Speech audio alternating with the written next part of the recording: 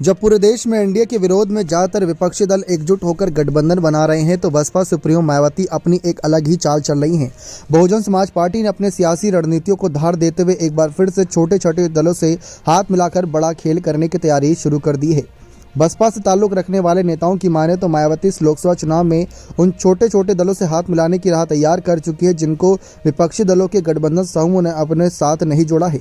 इसी कड़ी में मायावती जल्द ही हरियाणा में इनेलो के साथ अपना गठबंधन करने वाली हैं, जबकि कई अन्य राज्यों में भी सियासी बिसात बिछाई जा चुकी है। बसपा सुप्रीमो मायावती ने अभी तक किसी भी बड़े गठबंधन के साथ जाने से इनकार किया है।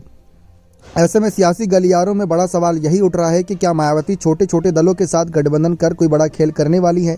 सूत्रों के मुताबिक मायावती हरियाणा में इनेलो के साथ गठबंधन करने जा रही हैं। मायावती बीएसपी के एक वरिष्ठ नेता कहते हैं कि इस बार यह गठबंधन मजबूती के साथ लोकसभा चुनाव में उतरेगा। दरअसल 2019 के लोकसभा चुनाव में भी मायावती ने इनेलो से गठबंधन किया था, लेकिन आपसी तकरार के चलते चुनाव से पहले ही ये गठबंधन टूट गया। दोनों दलों के नेताओं ने इस बार गठबंधन की नींव को मजबूती के साथ आगे बढ़ाने की योजना बनाई है। सूत्रों की माने तो बहुजन समाज पार्टी ने हरियाणा में 6 सीटों और इनेलो को 4 सीटों पर लड़ने का ऑफर किया। इसी तरह पंजाब में भी मायावती की बहुजन समाज पार्टी और अकाली दल का गठबंधन लोकसभा चुनाव के लिए तय माना जा रहा है। आधिकारिक तौर पर लोकसभा चुनाव के लिए बसपा और अकाली दल की ओर से कोई बयान नहीं आया।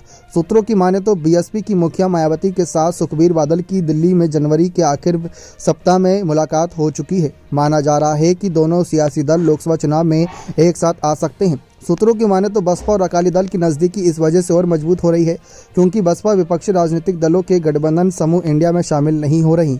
इस बीच बसपा से जुड़े सूत्रों के मुताबिक मायावती सिर्फ हरियाणा पंजाब में ही नहीं बल्कि कहीं ना कहीं अन्य दलों के साथ गठबंधन में नहीं जाने वाले, बल्कि कुछ अन्य दलों के साथ भी उनका समझौता होगा।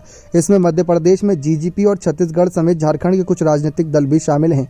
दरअसल छोटे दलों के साथ समझौते को लेकर मायावती की अपनी एक रणनीति मानी जा रही है। राजनीतिक विश्लेषक चंद्रभान विशेन कहते हैं कि मायावती बीजेपी के एनडीए से गठबंधन तो नहीं करना चाहती है, लेकिन जरूरत पड़ने पर वह सरकार में शामिल हो सकती है। कहते हैं कि मायावती ने ऐसा सार्वजनिक मंचों और अपने वक्तव्य में कहा भी है। यही वजह है कि बसपा सुप्रीमो छोटे छोटे दलों के साथ अपनी एक अहम भागीदारी सुनिश्चित करना चाहती है। अगर सभी दल मिलकर कुछ मजबूत नंबरों के साथ चुनाव जीतते हैं तो जरूरत पड़ने पर बसपा इन दलों का अलायंस महत्वपूर्ण हो सकता है। इसलिए इन दलों के साथ मिलकर मायावती एनडीए और इंडिया का खेल बिगाड़ सकती हैं। सियासी जानकारों की माने तो मायावती अभी तक उत्तर प्रदेश में किसी भी दल के साथ गठबंधन में नहीं जा रही, इसलिए यहाँ के सियासी समीकरण ही बदले हुए हैं। राजनीतिक जानकार ओपी मिश्रा बताते हैं कि 2019 के चुनावों में मायावती ने समाजवादी पार्टी के साथ गठबंधन कर जो बढ़त हासिल की, उसी को आधार मानकर पार्टी आगे की रणनीति बना चुकी है। साल 2014 के लोकसभा चुनाव में उत्तर प्रदेश में मायावती का सुपड़ा साफ हो गया था, लेकिन उसके अगले चुनाव में सपा के साथ गठबंधन कर बीएसपी 0 से 10 सीटों पर पहुंच गई। हालांकि बाद में सपा के साथ गठबंधन टूट गया और 2022 के विधानसभा चुनावों में बीएसपी का एक बार फिर से सबसे लचर प्रदर्शन साबित हुआ। बहुजन समाज पार्टी का वोट प्रतिशत लगभग लोकसभा चुनाव में कम नहीं हुआ। यही वजह है कि मायावती ने किसी भी दल से समझौता न करके खुद अकेले सियासी मैदान में उतरी हैं। अब देखते हैं इसका कितना फ़ायदा उन्हें मिलता है।